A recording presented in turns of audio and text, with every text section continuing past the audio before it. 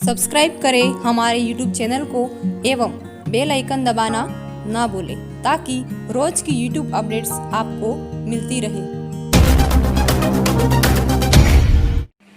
जय हिंद साथियों। तो हम आगे बढ़ते हैं अपनी अगली क्लास की ओर। हमने लास्ट 2.1 प्रश्नावली पूरी कर ली थी और उसमें से कुछ सवाल मैंने छोड़े थे जो आपके लिए प्रैक्टिस के लिए थे। तो आशा करता हूँ कि वो सवाल आपने जरूर कोशिश की होगी और उनकी प्रतिक्रिया जरूर दे, कमेंट जरूर करके बताए कि आपको सवाल समझ में आए कि नहीं आए, या फिर जो भी सवाल मैंने छोड़े हैं वो आप सवाल मुझे बताए वापस कमेंट में, तो मैं वापस उसको करके आपके सामने लेकर आऊं। तो अभी हम आगे बढ़ते हैं अपनी अगली प्रश्नावली की ओर। प्रश्नावली या प्रश्नमाला 2.2।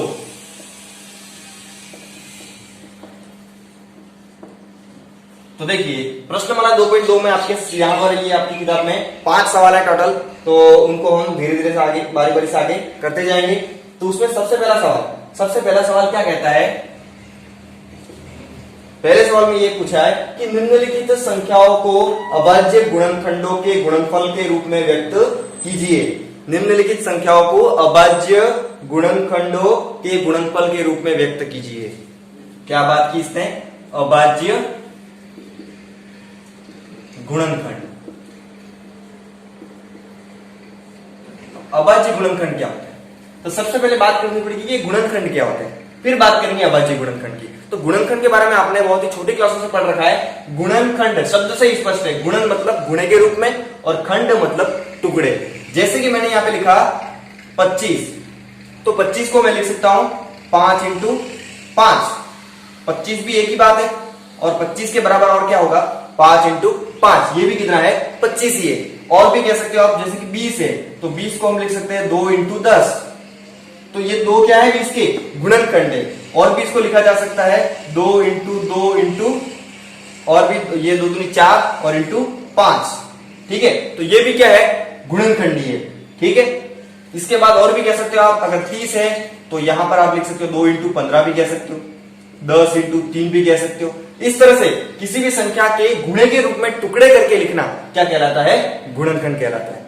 ठीक है, तो अब आगे बढ़ते हैं। गुणनखंड तो आपको समझ में आ गए होंगे, जो कि आपने पहले से भी पढ़ रखे हैं। किसी भी संख्या के गुणे के रूप में टुकड़े करके लिखना वो होता है गुणनखंड। जैसे कि आपने लिखा 4, तो 4 को लिखा 2 इंटू 2। आपने लिख दिया 50, तो 50 को आप लिख सकते हो 5 इंटू 10। ठीक है, इस तरह से और भी इसके गुणनखंड हो सकते हैं। इसको आप और भी लिख सकते हो 25 इंटू 2। तो इस तरह से गुणे के रूप में टुकड़े करना क्या कहलाता है? गुणनखंड करना। अब बात करते हैं आगे कौन से गुणनखंड? अभाज्य गुणनखंड। अब अभाज्य गुणनखंड क्या होता है?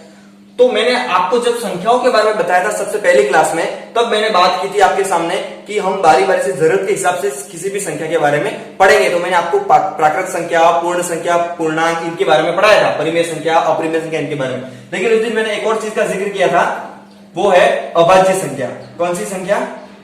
अभाज्य संख्या। तो अभाज्य संख्या क्या होती है और अभाज्य गुणनखंड क्या होता है, उनके बारे में आज हम जानने वाले हैं। तो अभाज्य गुणनखंड करने के लिए हमको अभाज्य संख्याओं की जरूरत पड़ेगी। अभाज्य गुणनखंड करने के लिए अभाज्य संख्याओं की जरूरत पड़ेगी। और अभाज्य संख्या क्या होती है? तो आसान भाषा में आपको बता दूं कि अभाज्य संख्या क्या होती है। तो जो संख्याएं किसी भी मतलब खुद के अलावा किसी और पहाड़े में नहीं आती है, खुद के पहाड़े के अलावा किसी और पहाड़े में नहीं आती है, ऐसी संख्या कौन सी होती है? अभाज्य संख्या है। तो जैसा कि एग्जांपल के लिए देख लीजिए, यहां पर मैंने लिखा 2, तो क्या 2 इसके खुद के पहाड़ी के अलावा किसी और पहाड़ी में आता है? हमको 2 से आगे ही देखना है।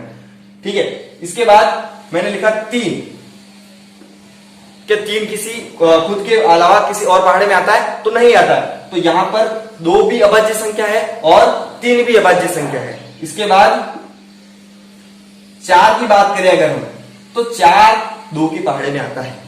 ठीक है ना, 4 2 की पहाड़े में आता है। तो खुद के पहाड़े में तो हर कोई आता है, 4 के पहाड़े में तो 4 आएगा ही फर्स्ट में, लेकिन 4 है वो 2 के पहाड़े में भी आता है। तो ये जो 4 है वो कौन सी संख्या होगी? भाज्य संख्या। कौन सी संख्या?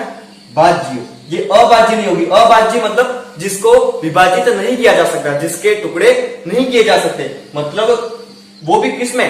गुणे के रूप में। तो 2 को गुणे के रूप में और नहीं तोड़ा जा सकता। ठीक है ना, कोई 2 अलग अलग संख्याओं से। तो इसलिए ये संख्या कौन सी है? अभाज्य। और ये कौन सी है, भाज्य, क्योंकि इसको 2 इंटू 2 में तोड़ा जा सकता है। तो अभाज्य संख्या के लिए एक और ऐसे भी कह सकते हैं हम कि ऐसी संख्या जिसमें खुद के और एक के अलावा किसी और संख्या का भाग नहीं जाता है, तो वो कौन सी संख्या हो जाएगी, अभाज्य संख्या। या फिर आसान भाषा में कहो तो यही याद रखो कि जो संख्या खुद के अलावा किसी और पहाड़े में नहीं आती, तो एक के पहाड़े में भी हर कोई होता है, तो एक का छोड़ दो और उसके खुद के पहाड़े के अलावा किसी और पहाड़े में जो संख्या नहीं आती, वो संख्या कौन सी हो जाएगी, अभाज्य संख्या। तो वो कौन कौन सी संख्या हो जाएगी, तो सबसे पहली संख्या होगी 2, इसके बाद 3, इसके बाद 5, इसके बाद 7, 7 के बाद 9 नहीं आएगा क्योंकि 9 3 के पहाड़े में आता है, इसके बाद 8 तो नहीं आएगा, 10 भी नहीं आएगा, सीधा क्या आएगा 11, इसके बाद 13, इसके बाद 17, 17 के बाद 23, इस तरह से ये संख्याएं आगे बढ़ती जाएगी। 23 के बाद और भी आएगी 29, 31, इस तरह से आगे बढ़ते जाएंगे। जो भी संख्या किसी पहाड़े में नहीं आती, हमको पहाड़े तो याद ही होंगे लगभग 20 तक, तो वहां तक की संख्या हमको अगर याद है, क्योंकि 20 के पहाड़े में 400 तक की संख्या आ जाती है, तो आपको ध्यान में आ जाएगा कि कौन सी संख्या भाज्य है और कौन सी संख्या अभाज्य है। तो जो किसी पहाड़े में नहीं आती खुद के अलावा, वो संख्या कौन सी हो जाएगी, अभाज्य संख्या। और उन्हीं अभाज्य संख्याओं का उपयोग करके हमको कौन से गुणनखंड करने हैं, अभाज्य गुणनखंड। मतलब संख्या के ऐसे टुकड़े करने हैं जिसमें और टुकड़े ज्यादा नहीं किए जा सके। मतलब सारी संख्या कौन सी संख्या हो, अभाज्य संख्या हो। मतलब इस अभाज्य संख्या को और नहीं तोड़ा जा सकता दो अलग अलग संख्या के गुणे के रूप में। जैसे कि मैं 20 को 2 इंटू 10 लिख सकता हूं, यहां तो 20 था लेकिन ये दोनों अलग अलग संख्या आएगी, लेकिन ये भी 20 को ही दर्शा रही है। 2 इंटू 10 वापस क्या आएगा, 20 ही आएगा। लेकिन ये जो 13 है, 17 है, इन सबको मैं 13 को 2 और संख्या के गुणे के रूप में नहीं तोड़ सकता हूं, तो 13 इंटू 1 कर सकता हूं लास्ट में, इसके अलावा और कुछ नहीं कर सकता।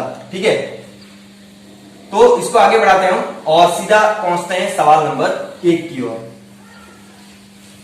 सवाल नंबर 1 में यही कहा गया है कि दी गई संख्याओं को अभाज्य गुणनखंड के रूप में व्यक्त कीजिए। ठीक है, तो उसमें सबसे पहला सवाल है 468। इस 468 को हमें अभाज्य संख्याओं के गुणनफल के रूप में व्यक्त करना है। अभाज्य संख्याओं के गुणनफल के रूप में, मतलब कि अभाज्य गुणनखंड करने हैं। तो गुणनखंड कैसे करते हैं आप सबको पता है। इस तरह से 468 लिखा और ये क्रॉस बना दिया। इसके बाद सबसे पहले अभाज्य संख्या कौन सी है, सबसे छोटी, आपको ध्यान रखना है, सबसे छोटी अभाज्य संख्या है 2। ठीक है, जो 1 है, 1 को न तो भाज्य कहेंगे और न ही अभाज्य कहेंगे। सीधा हम बात कहां से करेंगे, 1 तो न तो भाज्य है और न ही अभाज्य है। जो इसके बाद आगे आता है 2, तो 2 हमारी सबसे छोटी कौन सी है, अभाज्य संख्या। ठीक है, 2 सबसे छोटी अभाज्य संख्या है। ये अभाज्य संख्याओं की लाइन लिख रहा हूं मैं, 2, 3, 5, 7, 11, 13, 17, 23, इस तरह से आगे चलती जाएगी। तो देखिए आप यहाँ पे नई बात, अलग बात क्या दिख रही है कि ये जो पीछे वाली जो सारी संख्या है वो कौन सी संख्या है, विषम संख्या है। 2 अकेली एकमात्र ऐसी सम संख्या है जो कि अभाज्य है। सिर्फ 2 ही अकेली ऐसी सम संख्या है जो कौन सी है, अभाज्य है। बाकी सारी अभाज्य संख्या आपकी क्या होगी, विषम संख्या ही होगी। तो 2 एक स्पेशल संख्या है, 2 एक अकेली ऐसी सम संख्या है जो कि अभाज्य संख्या है, और 2 सबसे छोटी अभाज्य संख्या है। 2 से छोटी कोई अभाज्य संख्या नहीं है। ठीक है, तो आगे ध्यान रखना है 468 के हमें क्या करना है, अभाज्य गुणनखंड। तो 468 में सबसे पहले हम अभाज्य संख्या से भाग लगाएंगे। कोई भी इनमें से संख्या उठानी हमको और यहाँ पर रख के 468 में उसका भाग लगाना है, क्योंकि अभाज्य संख्या आपको यहाँ पे चाहिए होगी। तो सबसे पहले आप संख्या को देख लो, वो संख्या सम है या विषम है वो चेक करो। 468 में इकाई का अंक क्या है, 8, और 8 क्या होता है, सम संख्या। तो सम संख्या है 468, तो हमें पता है कि किसी भी सम संख्या की परिभाषा क्या है, जिसमें 2 का भाग पूरा पूरा चला जाए वो कौन सी संख्या होती है, सम संख्या। तो हम क्या करेंगे, 468 सम संख्या है तो उसमें 2 का भाग जाएगा, तो सबसे पहले हम इसमें किसका भाग लगाएंगे, 2 का। आपको ऐसे ही चलना है, पहले 2 से चेक करना है, 2 से भाग लगता है तो लगाना है, नहीं लगता है तो आगे बढ़ना है, 3 पे जाना है, 5 पे जाना है, 7 पे जाना है, इस तरह से। लेकिन यहाँ पे 2 का लग रहा है तो आप क्या करोगे, 2 का भाग लगा दोगे। तो इसमें 2 का भाग लगाओ तो कितनी बार जाएगा, ये 2, 3 और 4। 468 में 2 का भाग लगा सकते हो आप इस तरह से साइड में कहीं पे भी। तो ये 2 बार ये 4 आ गया 0, ये 6, ये 3 बार, इस तरह से भाग पूरा लगा सकते हो। तो कितना आ जाएगा 234, ये आ गया 234। अब देखिए फिर से क्या 234 फिर से सम संख्या है, तो पीछे दिख रहा है 4 और 4 तो सम है, तो पूरा 234 भी क्या होगा सम संख्या। तो जब तक सम संख्या आती है तब तक आपको 2 का भाग लगाते जाना है, ठीक है ना। जब तक 2 का भाग लग रहा है तब तक लगाते जाओ, फिर नहीं लग रहा है तो आगे बढ़ो, 3 पे जाओ, 5 पे जाओ, 7 पे जाओ, इस तरह से। फिर देखिए यहां पर 2 का भाग लग रहा है, फिर से लगाया। अब 234 में 2 का भाग लगाया तो फिर से कितना बचेगा, ये 1, फिर से 1 और फिर 7। तो ये भी भाग आप साइड में लगा सकते हो। 234 में 2 का भाग लगाना था, आप इस तरह से 2 एक बार, ये 0 हो गया, फिर 3 उतारा तो 1 बार जाएगा, तो 2 आया, तो ये 1 बचा, फिर 4, तो 2 सते 14, ठीक है। तो ये पूरा हो गया, 0 भाग पूरा हो गया। कितना आया 117, ये हो गया 117। अब 117 में इकाई का अंक क्या है देखिए 7, और 7 कौन सी संख्या है, विषम संख्या है। अब 7 विषम संख्या है तो विषम संख्या में तो 2 का भाग नहीं जाता है, 2 का भाग नहीं जाता है, तो आगे बढ़ते हैं। 2 नहीं जाता है तो 3 का चेक करते हैं, क्या इसमें 3 का भाग जाएगा, तो आप चेक कर सकते हो। फिर चेक कर सकते हो 4 का। तो इसके लिए अगर आपको पहाड़े याद हो तो आपका काम आसानी से हो जाएगा। आपको याद करना चाहिए कि 117 किसके पहाड़े में आता है, कोई ऐसा पहाड़ा है जिसमें 117 आता है। तो अगर आप ध्यान से याद करो तो 13 के पहाड़े में 117 आता है। तो एक बार आप क्या करो, अगर आपको इतना पता चलेगा तो एक बार आप इसका किसका भाग लगा दो, इसमें 13 का भाग लगा दो, इसमें आप भाग लगा दो 13 का, तो कितनी बार जाएगा। या फिर 13 का भाग नहीं लगाना हो तो आप चेक करो कि इसमें 3 का भाग जाएगा कि नहीं जाएगा। चलो ऐसे ही करते हैं, एक बार क्या करते हैं चेक करते हैं। तो 117 में 3 का भाग लगा के देखते हैं, तो क्या हो जाएगा, ये 3 बार भाग जाएगा तो 9 आएगा, 2 बचा, ये 7, तो ये कितनी बार आएगा 3 9 27, तो ये हो गया। कितना बचा 39, तो 3 का भाग जा रहा है, फिर से कितना आ गया 39। अब आगे देखिए 3 का भाग लगाने पर 39 आ गया। अब फिर से देखो कि फिर से 3 का भाग लग रहा है कि नहीं लग रहा है, तो फिर से 39 में भी देखो 3 है 9 है, 3 में 3 का भाग एक बार जाएगा, 9 में 3 बार जाएगा, मतलब भाग लग रहा है अभी भी। तो इसमें फिर से 3 का भाग लगा दो, तो आपको पता है कि 13 तिया 39 होता है, तो ये 3 एकम 3, फिर कुछ नहीं बचेगा, फिर 3 तिया 9 13। अब आपको सामने लास्ट संख्या मिल गई 13।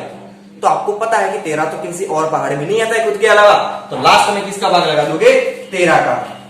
तो ये क्या हो गया यहाँ पर 13 एकम 13। और इस तरह से 468 के ये कौन से मिले अभाज्य गुणनखंड। तो आप इसको ऐसे लिख सकते हो 468 बराबर 2 इंटू 2 इंटू 3 इंटू 3 इंटू 13, ठीक है। तो ये हो गया 468 के अभाज्य गुणनखंड, और उनका गुणनफल के रूप में हमने लिख दिया। इन सारी संख्याओं के वापस गुणे कर दोगे तो वापस आपके सामने क्या आ जाएगा 468, ठीक है। ये 13 के 39, 39 इंटू 3 वापस 117 आएगा, 117 इंटू 2 करके तो वापस 234 आएगा, और 234 इंटू 2 करके तो वापस क्या आ जाएगा 468। तो ये भी है और ये भी है, दोनों क्या है सेम है, ठीक है। और ये दोनों अलग अलग एक दूसरे के रूप है। तो ये हो गए 468 के अभाज्य गुणनखंड। तो ऐसे ही आप और सवाल कर सकते हो, इसमें बहुत सारे सवाल है। तो एक और सवाल मैं आपको करवाता हूं, और इसके बाद इसमें जो भी सवाल बच जाते हैं वो आपको करने हैं। तो देखिए आगे बढ़ते हैं हम, इसमें एक और सवाल करते हैं। मैं आपके सामने लेता हूं अब यहाँ पे पहले सवाल का चौथा सवाल। ये पहले का पहला था, अब मैं लेता हूं पहले का चौथा सवाल। उसमें क्या है 3825।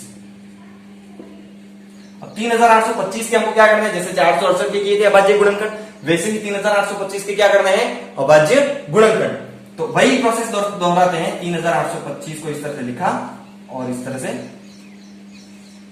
क्रॉस बना दिया। अब देखिए 3825 कौन सी संख्या है, सम है कि विषम है। तो देखिए ध्यान से कि यहाँ पे इकाई में क्या है 5, इकाई में 5 है, इकाई में 5 है, तो आपको पता चल गया कि 5 तो विषम संख्या है। तो ये पूरी 3825 कौन सी संख्या होगी विषम संख्या। अब विषम संख्या है तो 2 का भाग तो नहीं जाएगा, ये तो कैंसिल ही हो गया। लेकिन आपको ये बात यहां पे हमेशा ध्यान में रखनी है कि अगर इकाई में 5 है, इकाई में कितना है 5 है, तो उसमें डेफिनेटली 5 का ही भाग जाएगा, किसी और संख्या का भाग नहीं जाएगा। इकाई में अगर आपको 5 दिख गया तो आपको सीधा का सीधा सबसे पहले किसका भाग लगा देना है 5 का। तो लगाते हैं 5 का भाग। तो देखिए सबसे पहले यहां से 3 में तो नहीं जाएगा, तो पूरा 38 लेंगे। तो 38 में 5 का भाग लगाया तो कितने जाएगा 5 7 35, 3 बचा, 3 के साथ आएगा 2 तो हुआ 32, तो फिर 5 इंटू 6 30, तो 2 बचा, तो 2 के पीछे 5 उतारेंगे तो 25 आएगा। आप बात साइड में भी लगा सकते हो, तो इसका भाग कितनी बार जाएगा? 5 बार। इस तरह से 3825 में 5 का भाग, तो ये 5 सते 35, ये 3 बचा, फिर ये 2 यहां से, तो फिर 5 से 30, तो ये कितना हो जाएगा? 2 बचा, इसके बाद उतारा यहां से 5, तो ये 5 पंजे 25। तो इस तरह से बात पूरा हुआ। कितना आया? 765। अब देखिए 765 में फिर से पीछे कितना है? 5 है, तो मतलब फिर से 5 का ही भाग जाएगा, क्योंकि पीछे इकाई में 5 है, तो उसमें 5 का ही भाग जाएगा। तो अब फिर से 5 का भाग लगाते हैं, तो फिर से 7 में लगाएंगे, 5 एकम 5, फिर 2 बचे, 2 6 26, तो फिर से 5 पे 5 5 25, तो कितना आएगा? 1 बचेगा, 1 5 15, तो फिर से 5 3 15। अब आया 153। अब 153 है, पीछे आ गया 3, तो अब 5 का भाग तो नहीं जाएगा। अब 5 का नहीं जाएगा तो वापस 5 से एक बार कम आ गए, क्योंकि ये दोनों हमारे रह गए थे, तो उसमें भी 3 है इकाई में, तो ये कौन सी संख्या है? विषम। तो 153 भी पूरी क्या होगी? विषम संख्या। तो 2 का भाग तो नहीं जाएगा, तो चेक करते हैं कि 3 का भाग जा रहा है कि नहीं जा रहा है। तो देखते हैं, ये 3, तो ये 3 का भाग 1 में तो नहीं जाएगा, पूरा कितना लेंगे? 15, तो 3 पंजे कितना आएगा? 15। और इसके बाद 15 पूरा हो गया, तो 0 शेष बचेगा, आगे उतारा 3, तो 3 में 3 का भाग 1 बार जाएगा, तो कितना आ गया? ये 51। ठीक है, फिर से चेक करते हैं कि 3 का भाग जाता है कि नहीं जाता है। तो फिर से एक बार लगा के देखते हैं 3 का भाग, तो 5 में लगाया 3 का भाग, तो 3 एकम 3, 2 बचा, 2 के पास 1 उतारा, तो कितना हो गया? 21। तो 3 का पहाड़ा 7 बार बोलने पर कितना आएगा? 21। 3 सते 21। अब आ गया 17। अब देखिए 17 तो किसी और पहाड़ में नहीं आता। 17 कौन सी संख्या है? अभाज्य संख्या, तो उसमें तो उसी का भाग जाएगा, तो लास्ट में 17 में किसका भाग लगा देंगे? 17 का। तो ये हो गया, ये सारे क्या हो गए? 3825 के अभाज्य गुणनखंड। तो आप इसको कैसे लिख सकते हो? 3825 बराबर 5 इंटू 5। एक काम करते हैं, छोटी से बड़ी संख्या की ओर लिखते हैं, तो ये जो बीच वाला 3 इंटू 3 है, उसको क्या करते हैं? पहले लिख देते हैं 3 इंटू 3 इंटू 5 इंटू 5 इंटू 17। तो ये हमारे 3825 के क्या हो गए? अभाज्य गुणनखंड। तो आप इस तरह से किसी भी संख्या के अभाज्य गुणनखंड व्यक्त कर सकते हो। तो आप इस सवाल को, 2 सवाल को नोट कर ले एक बार, और ध्यान में रखें तरीका, और इसके जो 3 सवाल और बचते हैं, 3 4, वो आपको प्रैक्टिस के लिए है, और उसमें भी कुछ अगर नहीं आता है तो आप जरूर कमेंट करें इस वीडियो के नीचे, तो मैं आपको नेक्स्ट किसी वीडियो में उसका उत्तर जरूर बताऊंगा। तो अब हम आगे बढ़ते हैं अपने दूसरे सवाल की ओर। दूसरा सवाल क्या कहता है, तो आप इसको नोट कर लें। तो देखिए हमारे दूसरे सवाल में क्या है? दूसरे सवाल में ये लिखा है कि पूर्णांकों के निम्नलिखित युग्मों का महत्तम समापवर्तक मतलब एचसीएफ एवं लघुत्तम समापवर्तक एलसीएम ज्ञात कीजिए तथा सत्यापित कीजिए कि एचसीएफ इंटू एलसीएम बराबर पूर्णांकों का गुणनफल। एचसीएफ इंटू एलसीएम करो, और जो हमारी पहले वाली संख्या थी उनका गुणा करो, तो वो दोनों गुणे क्या आते हैं? बराबर आते हैं। तो वो आपको सवाल जैसे करेंगे समझ में आ जाएगा। तो क्या करना है हमको? एचसीएफ निकालना है और एलसीएम निकालना है। जो यहाँ पर 2 संख्याएं दे रखी है, तो उन दोनों संख्याओं का एचसीएफ भी निकालना है और एलसीएम भी निकालना है। तो सवाल नंबर 2 का पहला सवाल है, उसमें दे रखा है 96 96 और 404। 96 और 404 का एचसीएफ भी निकालना है, मतलब महत्तम समापवर्तक निकालना है, और एलसीएम भी निकालना है, मतलब लघुत्तम समापवर्तक भी निकालना है। तो इन दोनों का एचसीएफ निकालने का तो एक तरीका और भी है। कौन सा? वही यूक्लिड विभाजन एल्गोरिथ्म वाला, जो कि हमने पिछली बार किया था। और एक तरीका ये भी है कि इनके अभाज्य गुणनखंड करके आप आगे बढ़ो। तो अभाज्य गुणनखंड से हम आगे बढ़ते हैं, और भी सरल हो जाएगा, क्योंकि उसमें आपके एचसीएफ भी निकल जाएगा और एलसीएम भी निकल जाएगा, दोनों काम हो जाएंगे। तो दोनों के हम क्या कर देते हैं? अभाज्य गुणनखंड 96 का भी करेंगे और 404 का भी करेंगे। तो सबसे पहले 96 का करते हैं। देखिए 96 कौन सी संख्या है? तो पहले देखो 6 इकाई में कितना है? 6 है, जो कि सम है। तो यहां पर 96 भी क्या होगा? सम। तो सबसे पहले सम है, तो किसका भाग लगाएंगे? 2 का। अब 96 में 2 का भाग लगाए तो कितनी बार जाएगा? ये 4 और ये 8, 48 बार गया, मतलब 96 का आधा किया सीधा, कितना हो गया? 48। अब फिर से 48 है, इकाई में 8 है, जो कि सम है, तो फिर से किसका भाग लगाएंगे? 2 का। अब 48 में 2 का भाग, तो फिर से कितना हो जाएगा? 24। फिर से 2 का भाग ही लगाना है आपको। तो फिर से देखिए यहाँ पर इकाई में 4 है, तो फिर से सम है, तो फिर से किसका भाग लगेगा? 2 का। तो अब 24 का फिर से आधा करेंगे, कितना हो जाएगा? 12। अब देखिए फिर से 12 है, ये भी क्या है? सम है, तो फिर से क्या हो जाएगा? 2 का भाग कितनी बार जाएगा? 6 बार। अब देखिए आया 6, तो 6 भी सम है, तो फिर से किसका भाग लगेगा? 2 का ही, तो कितनी बार जाएगा? 3 बार। अब आया 3, तो 3 में तो 3 का ही जाएगा, 3 के अलावा किसी और का नहीं जाएगा। तो अब किसका भाग लगा देंगे? 3 का। तो ये हो गया लास्ट में 1। तो ये हो गया 96 के अभाज्य गुणनखंड। अब बारी है 404 की, तो इसमें भी 404 में इकाई में कितना है? सम संख्या है, तो फिर से किसका भाग लगाएंगे? 2 का। अब 404 में 2 का भाग, तो कितना हो जाएगा? 202। अब इसमें फिर से किसका भाग? तो फिर से इकाई में 2 है, तो फिर से किसका भाग? 2 का। अब 202 का आधा फिर से कितना हो जाएगा? 101। अब ये कौन सी संख्या हो गई? तो अब ये विषम संख्या होगी, क्योंकि इकाई में क्या है? 1 है। अब 1 है, तो इसमें 2 का भाग तो नहीं जाएगा। तो चेक करते हैं आगे 3 का जाएगा कि नहीं जाएगा। तो 3 का चेक करते हैं, तो 101 में 3 का भाग। या फिर आप एक चीज याद करो कि आप जितने भी पहाड़े बोलते हो, उन पहाड़े में कभी 101 आता है क्या? किसी भी पहाड़े में 101 आता है क्या? क्योंकि 10 का पहाड़ा 10 बार बोलने पर 100 आता है, ठीक है। तो मतलब कि 20 तक के पहाड़े में 101 तो आ ही रहा है। तो किसी भी पहाड़े में 101 देखा क्या अभी आपने कभी? तो आपने देखा होगा कि 101 आपने किसी पहाड़े में नहीं देखा है। 101 किसी पहाड़े में नहीं आता है। इसका मतलब क्या हुआ कि 101 खुद ही क्या है? एक अभाज्य संख्या है, और अभाज्य संख्या है तो उसमें उसके खुद के अलावा किसी और का भाग नहीं जाएगा। एक का भाग तो सब में जाता है, वो हमको नहीं देखना है, लेकिन उसके खुद के अलावा किसी और का भाग नहीं जाएगा। तो सीधा किसका भाग लगा देंगे? 101 का। तो ये क्या हो गया यहाँ पर?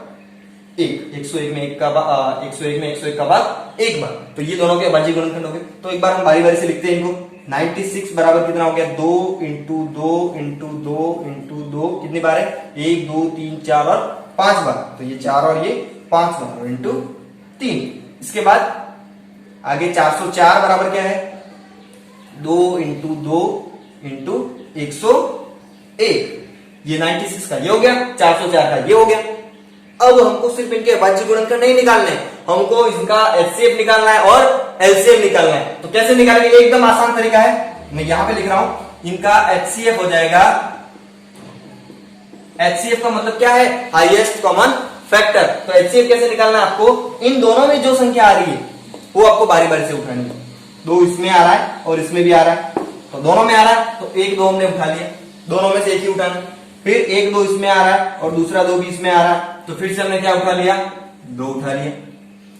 इसके बाद ऐसी कोई संख्या है जो दोनों में आ रही है? तो 2 इसमें आ रहा है लेकिन इसमें कोई 2 नहीं है, और आगे इसमें आ रहा है लेकिन इसमें नहीं है, इसमें और आ रहा नहीं है, 3 आ रहा है 3 नहीं है इसमें, 101 इसमें है लेकिन इसमें नहीं है। मतलब कि इसमें सिर्फ इतनी संख्या ही कॉमन है, 2 बार 2 2 कॉमन है, तो 2 बार हमने 2 2 ले लिया। इन दोनों के लिए 1 2 और फिर इन दोनों के लिए एक और 2, ठीक है। तो एचसीएफ बराबर कितना हो गया? 4। एचसीएफ कितना हो गया? 4 हो गया। तो अब बात करते हैं हमारे एलसीएम की। तो एलसीएम क्या हो जाएगा? तो एलसीएम में आपको क्या करना है? एचसीएफ में तो आपने क्या किया था कि जिसमें जो कॉमन थे दोनों में आ रहा था, एक एक बार ले लिया आपने। लेकिन यहां पर क्या करना है?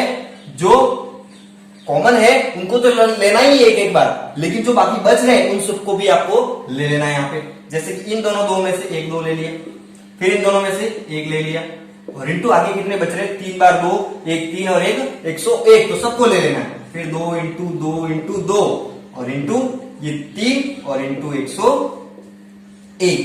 तो हमारा एलसीएम क्या हो जाएगा? तो एलसीएम बराबर, तो इन सबका गुणा करोगे तो वही हमारा क्या होगा? एलसीएम होगा। तो 2 इंटू 2 4, 4 दूनी 8, 8 इंटू 2 16, 16 इंटू 2 32, 32 इंटू 3, तो 32 इंटू 3 हो जाएगा 96, और 96 इंटू 101 करना है तो आप क्या करोगे? 96 इंटू 101 करना है तो 101 को 100 और 1 में तोड़ दो, तो 1 तो हो जाएगा आपके 9600 और 1 हो जाएगा 96। तो ये कितना हो जाएगा? 9696। आप अलग से गुणा भी कर सकते हो, तो आपका उत्तर क्या आएगा? एलसीएम 9696। तो 9696 के बाद ये तो हमारे उत्तर हो गए, मतलब कि एचसीएफ हो गया और एलसीएम हो गया। तो एचसीएफ और एलसीएम निकालने के बाद एक और काम करना था। इसमें सवाल में ये कहा था कि एचसीएफ और एलसीएम ज्ञात कीजिए और सत्यापित कीजिए कि HCF इंटू LCM बराबर पूर्णांकों का गुणनफल। तो ये दोनों हमारे क्या है, पूर्णांक है, और ये दोनों इन दोनों के क्या है, HCF और LCM है। तो इन दोनों का गुणा करो और इन दोनों का गुणा करो, वो दोनों क्या आने चाहिए, बराबर आने चाहिए। तो वही हमारा क्या है, HCF इंटू LCM बराबर पूर्णांकों का गुणनफल। तो अब हम आगे देखते हैं, क्योंकि HCF इंटू LCM बराबर पूर्णांकों का गुणनफल। ठीक है, तो अब देखते हैं आगे कि HCF क्या है, 4 इंटू LCM क्या है, तो 9696 बराबर दोनों संख्याएं क्या है, 96 इंटू 404। तो अब देखिए 4 इंटू 9696 करना है, तो गुणा कर देते हैं बारी बारी से। तो ये 4 इंटू 6 कितना आ जाएगा, 24 हासिल 2, फिर 4 9 36, 36 और 2 38 का 8, फिर से हासिल 3 आएगी, ये फिर से 24 आएगा, 24 और 3 हो जाएगा 27, और फिर से आगे क्या होगा, 2 हासिल बचेगी, तो ये फिर से 36 और 2 हो जाएगा 38 बराबर। इधर 96 इंटू 404 करोगे, तो आप पहले 96 इंटू 4 करोगे तो कितना आएगा, 384 आएगा। 384 के बाद पीछे 2 जीरो लगा देंगे, आप अलग से गुणा कर सकते हो, मैं मेरे हिसाब से कर रहा हूं, और इसमें आप क्या जोड़ दोगे, तो आप इसमें जोड़ दोगे 96 नहीं, उसमें जोड़ दोगे 384, तो आपके आ जाएगा 4, ये 8, ये 7, ये 8 और 3, तो ये भी कितना आ गया, 38,784। देखिए दोनों तरफ बराबर आएगी नहीं, HCF इंटू LCM किया तो भी कितना आया, 38,784, और दोनों पूर्णांकों का गुणनफल किया तो भी कितना आया, 38,784। तो ये हमने क्या कर दिया, सत्यापित कर दिया, मतलब प्रूव कर दिया। तो ये सवाल आपको इस तरीके से करते हैं। ये दूसरे का पहला सवाल था, जिसको आप नोट कर लीजिए और समझ लीजिए अच्छे से। तो एक और सवाल मैं इसका करवाता हूं, इसके बाद हम आगे अपने अगले सवाल की ओर बढ़ेंगे। अब आगे देखिए, इसका तीसरा सवाल लेते हैं, दूसरे का तीसरा। उसमें भी यही काम करना है, HCF और LCM निकालना है और फिर चेक करना है कि उनका गुणनफल और पूर्णांकों का गुणनफल बराबर आता है कि नहीं आता है। तो उसमें कौन सी संख्या है, 90 और है 144। तो 90 और 144 का HCF निकालना है और LCM निकालना है। तो वही काम करना है आपको, दोनों के अलग अलग क्या कर देने हैं, आपको अभाज्य गुणनखंड कर देने हैं। तो एक तो कर दिया आपने 90 का और एक कर दिया 144 का। तो देखिए आप 90 में पीछे क्या है, 0, तो 90 में वापस क्या है, एक सम संख्या है। तो 90 सम संख्या जिसमें किसका भाग लगेगा, 2 का। अब इसमें 2 का भाग लगा, तो देखिए आगे 90 में 2 का भाग, तो ये कितना आ गया, 45। अब तो ये आ गया 45, पीछे कितना है, 5, तो ये तो हो गया विषम। लेकिन 5 वाली संख्या है तो उसमें तो कितना भाग लगेगा, किसका भाग लगेगा, सिर्फ 5 का ही लगेगा। तो लगा देते हैं 5 का, तो कितनी बार जाएगा, अब 5 का लग रहा है, एक बार सीधा लगा दो 5 का, फिर वापस 3 पे आना पड़े तो कोई बात नहीं। 5 का लग रहा है तो कितनी बार, तो 5 में 45। अब आ गया 9, तो 9 में तो आपको पता है किसका भाग जाएगा, 3 का, तो लगा दो 3 का, कितनी बार जाएगा, 3 बार। अब आया 3, तो 3 में तो किसका रहेगा, 1 का ही जाएगा। ठीक है, अब आगे बढ़ते हैं इधर 144। तो 144 फिर से क्या है, सम संख्या है, पीछे 4 है इसलिए, तो ये 2, 144 में 2 का भाग, तो कितना आएगा, ये 7 और ये 2, 72। फिर से 72 है, तो 72 में फिर से किसका भाग लगेगा, तो 2 का फिर से, क्योंकि ये भी सम है, तो 72 का फिर से आधा करना पड़ेगा। तो ये कितना हो जाएगा, ये 3 और ये 6, 36। 36 में फिर से क्या है, सम संख्या 36 भी, तो फिर से 2 का भाग, कितना, आधा कर दो 18, फिर से 2 का भाग, आधा कर दो 9। अब किसका, 3 का, क्योंकि 9 में 3 का जाएगा। अब फिर से 3, तो 3 में 1 का। इस तरह से ये 144 की क्या हो गया, अभाज्य गुणनखंड। तो इनको इस तरह से यहां पे लिख दो, 90 बराबर 2 इंटू, एक काम करते 5 को बाद में लेते, पहले 3 को लिख देते हैं, 3 इंटू 3 इंटू 5, और अब 144, तो ये हो जाएगा 2 इंटू, कितनी बार है, 1 2 3 4, 2 इंटू 2 इंटू 2, और 2 बार क्या है, 3, तो ये हो गया 3 इंटू 3। तो अब देखिए आगे, सबसे पहले निकालते हैं इन दोनों का, क्या निकालेंगे, HCF। तो इसलिए HCF बराबर क्या हो जाएगा, तो HCF बराबर, तो HCF निकालने के लिए इन दोनों में जो कॉमन है वही आपको लेना है। ये 1 2 यहां पर है, 1 2 यहां पर है, तो 1 तो मिल गया, 2, फिर गुणा लगा। अब देखिए इसमें 1 3 है, तो इसमें भी है 3, तो ये मिल गया 3। फिर देखिए इसमें भी 3 है, तो इसमें भी ये 3 है, तो ये ले लिया 3। अब देखिए इसमें 5 है लेकिन इसमें 5 नहीं है, इसमें ये 3 बार 2 है लेकिन इसमें नहीं है, तो ये 2 इंटू 3 हमको क्या मिल गया, HCF। तो 2 इंटू 3 कितना हो जाएगा, 2 इंटू 3 6 और 6 इंटू 3 18। तो 90 और 144 का HCF क्या हो गया, 18। मतलब 18 ऐसी बड़ी से बड़ी संख्या है जिसका बाद 90 और 144 दोनों में जाएगा। ठीक है, तो ये होता है HCF, हाईएस्ट कॉमन फैक्टर।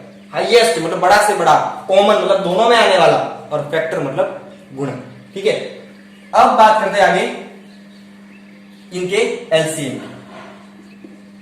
तो एलसीएम क्या हो जाएगा, तो एलसीएम बराबर, तो जो कॉमन है वो तो लेना ही है, ये तीनों तो आएंगे ही इनसे, इन दोनों का ये 2, फिर इस 3 का और इस 3 का 3, फिर इसका और इसका ये भी 3 इंटू, अब इसमें जो बच रहा है बोले तो इसमें क्या बच रहा है 5, तो ये आ गया 5, इसमें 3 बार 2 बच रहा है तो ये 2 इंटू 2 इंटू 2।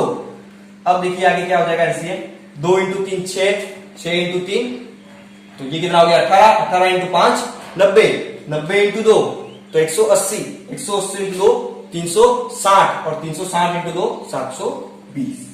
तो ये हमारा टोटल एलसीएम कितना हो गया 720। तो एचसीएफ और एलसीएम दोनों तो निकल गए। अब हमको चेक करना है कि एचसीएफ और एलसीएम का गुणनफल और दोनों पूर्णांकों का गुणनफल सेम आता है कि नहीं आता है, तो चेक करते हैं। अब एचसीएफ इंटू एलसीएम बराबर पूर्णांकों का गुणनफल। ठीक है, तो लिखिए एचसीएफ क्या है 18 इंटू 720 बराबर, इधर क्या हो जाएगा 90 इंटू 144। गुणा करके देखिए ये कितना हो जाएगा 0, फिर 18 इंटू 2 36, हासिल 3 आएगी, और 18 पंजे 90, 18 चंगे 108 और 18 सत्ते 126, 126 और हासिल कितनी बचेगी तो 3, तो 126 और 3 कितना हो जाएगा 129, तो ये हो गया 12,960। अब 144 में 90 का गुणा करना है, तो एक बार 144 में 9 का गुणा कर दीजिए, उसमें वापस क्या लगा देंगे हम 0 लगा देंगे, तो 9 इंटू 4 तो 36 का 6 आएगा, हासिल आएगी 3, फिर से 9 इंटू 4 36 और 3 39 आएगा, और इसके बाद 39 आया तो हासिल 3 बची, फिर से 9 एकम 9, 9 और 3 हो जाएगा 12, और ये 0 क्या कर देंगे हम पीछे उतार देंगे, तो ये हो गया 12,960 और ये हो गया 12,960, दोनों क्या आ गए बराबर, तो ये हमने क्या कर दिया सत्यापित।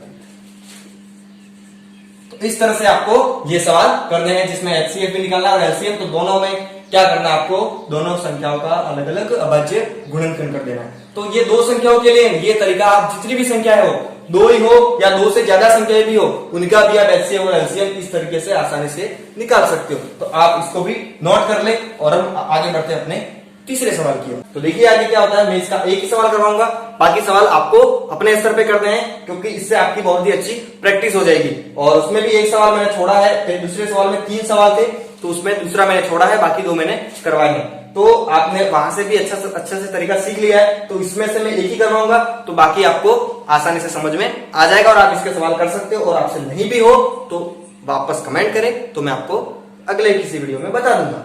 तो देखिए अब यहां से मैं पहला सवाल उठा रहा हूं, सवाल नंबर 3 का पहला सवाल। इसमें क्या दे रखा है 12, 15 और 21। तो इन तीनों का आपको क्या करना है, एचसीएफ निकालना है और एलसीएम निकालना है। तो क्या करेंगे, तो वही काम करना है, तीनों का अलग अलग क्या कर दो, क्या आप अभाज्य गुणनखंड कर दो। तो सबसे पहले यहां पे 12 आ गया, फिर आ गया 15 और फिर आ गया 21। तो सबसे पहले 12 क्या करते हैं, तो 12 सम संख्या है, तो उसमें किसका भाग जाएगा 2 का, तो 6 बार, फिर 2 का जाएगा तो ये 3 बार, और अब 3 का जाएगा तो 1 बार, तो ये 12 का हो गया। अब 15 तो कौन सी संख्या है, विषम, तो 2 का तो नहीं जाएगा इसमें। आगे बढ़ते हैं 3 पे, तो 15 तो आपको पता है 3 के पहाड़े में आता है, तो लगा दो 3 का भाग, तो कितनी बार जाएगा 5 बार, 3 पंजे 15, और आगे क्या है 5, तो 5 में तो किसका जाएगा 5, क्योंकि 5 खुद एक क्या है अभाज्य संख्या। इसके बाद 21 है, तो 21 में 2 का तो नहीं जाएगा क्योंकि ये भी क्या है विषम संख्या है। तो 3 का चेक करते हैं, तो आपको ये भी पता है कि 3 के पहाड़े में 21 भी आता है, तो ये 3 तो कितनी बार जाएगा 7 बार। अब 7 भी एक क्या है अभाज्य संख्या, तो 7 में तो किसका जाएगा 7 का ही जाएगा, तो ये हो गया 1। तो अब लिखते हैं तीनों को अलग अलग, 12 बराबर 2 इंटू 2 इंटू 3, इसके बाद 15 बराबर 3 इंटू 5, और 21 बराबर 3 इंटू 7। तो देखिए अब दोनों में क्या आ रहा है, तो सबसे पहले क्या निकालेंगे हम, HCF। तो HCF कैसे निकलेगा, जो संख्या तीनों में आ रही है वही हमारा क्या होगा, HCF। तो यहां पर तीनों में क्या आ रहा है, 3 यहां पर भी आ रहा है, यहां पर भी आ रहा है और यहां पर भी आ रहा है, तीनों में आ रहा है। तो एक तो ले लिया हमने 3 के, 3 के अलावा ऐसी कोई और संख्या है जो तीनों में आ रही है, 2 इसमें आ रहा है, इसमें आ रहा है, लेकिन इसमें और कोई 2 नहीं, इसमें 5 आ रहा है, 3 दोनों में कोई 5 नहीं, इसमें 7 आ रहा है, 3 दोनों में कोई 7 नहीं। तो मतलब कि तीनों में कॉमन क्या है, सिर्फ एक 3 ही है।